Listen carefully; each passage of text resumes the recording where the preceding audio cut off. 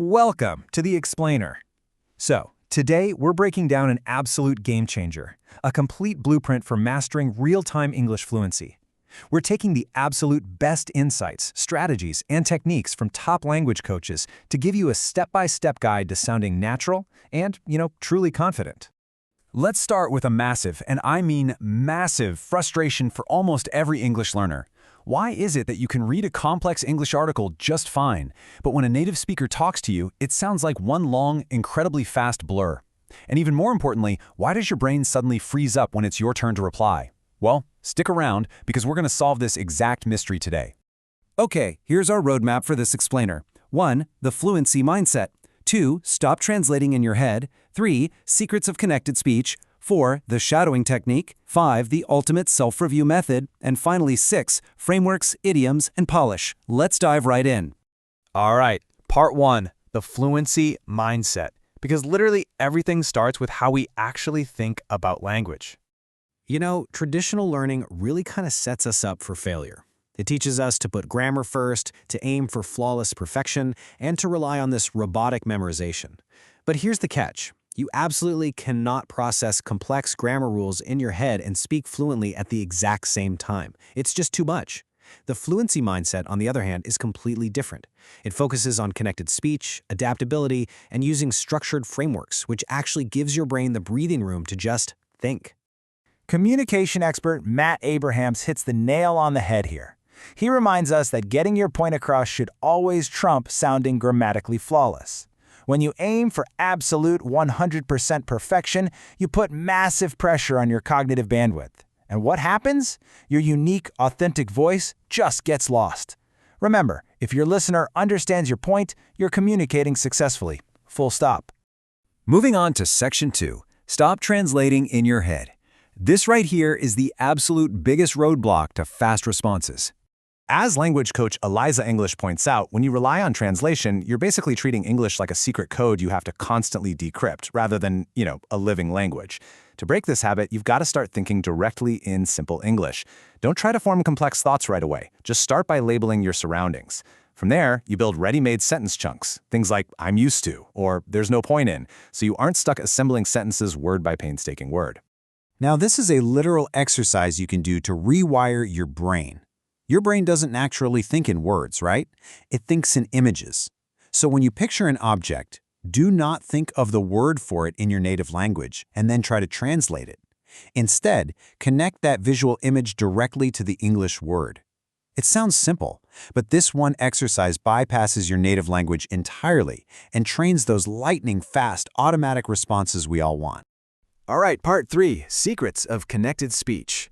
Let's move from the brain to the mouth. Because hey, speaking is a very physical skill. So English is a stress-timed language, and its absolute secret weapon is the schwa. If you haven't heard of it, it's just this tiny, relaxed sound. You see, native speakers don't pronounce every single syllable clearly. Not at all. They stress the important words and reduce the unstressed function words into a schwa. It is literally the key to understanding why native speech sounds like a fast-flowing melody instead of robotic, distinct words.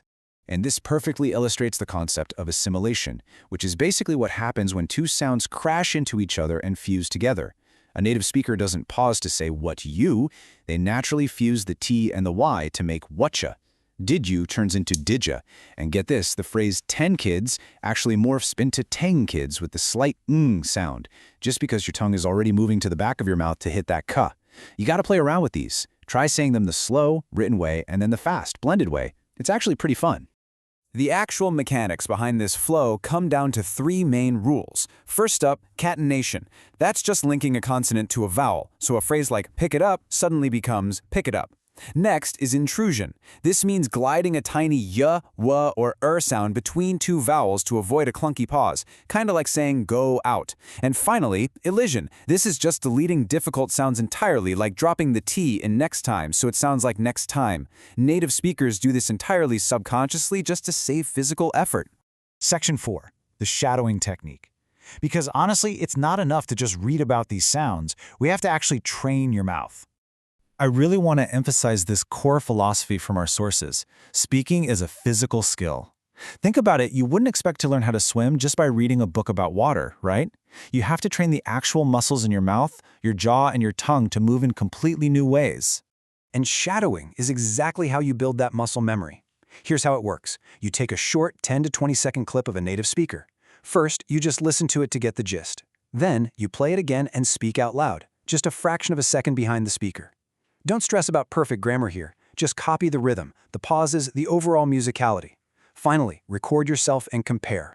Doing this in short bursts every single day is unbelievably effective. Part 5. The ultimate self-review method. Let's talk about holding yourself accountable with a truly brilliant technique created by communication expert Vin Jiang. So you start by recording a 5-minute video of yourself speaking. Then you review it in 3 totally different ways. Step 1 is the auditory review. Flip your phone over, just listen to the audio, and analyze your vocal image. Step 2 is the visual review. Turn the sound completely off and just watch your body language. What are your hands doing? Are you pacing? Then, step 3 is the transcription review. Get the video automatically transcribed, print it out, and take a bright red highlighter to every single filler word, every ah, or like. You'll be amazed at what you find. Now, doing this isn't meant to be a chore, and it's certainly not a punishment. As Vin Jiang puts it, it's about looking into the communication mirror. Because until you do this, you honestly have no idea what your visual image or your vocal image actually is to other people. It builds this incredible immediate self-awareness that acts like a total superpower for your next conversation. And finally, Section 6, Frameworks, Idioms, and Polish. Let's explore how to add that authentic, native-sounding structure to our newfound fluency. Let's check out this awesome framework from Matt Abrahams and see how it builds conversational confidence.